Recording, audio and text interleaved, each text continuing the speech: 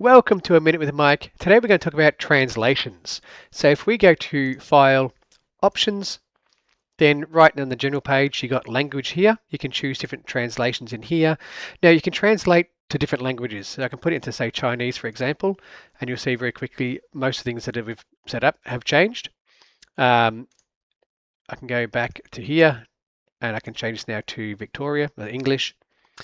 And now this will go back to regular English. Now, go back into that, edit translation. Now, this can be for a full language pack, so such as Chinese, or it can be something to localize it to suit your business specifically. So for an example, I can go find benchtop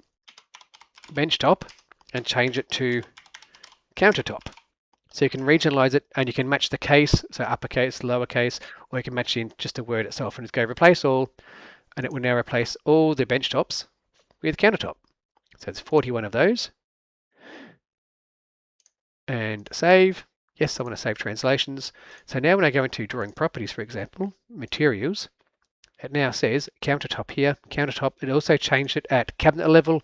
So I can click on a cabinet and it now says countertop here as well. So include countertop. So you can change it, regionalize it to suit your business. If you talk about ends and gables or bench tops, countertops, anything like that, suit it to your business. So when you've got a new employee, you can show them exactly what it means in your business, what the terminology is in your business. So you don't have to put up with what we call it. You can change it for yourself. That's been a minute. Thanks so much for watching.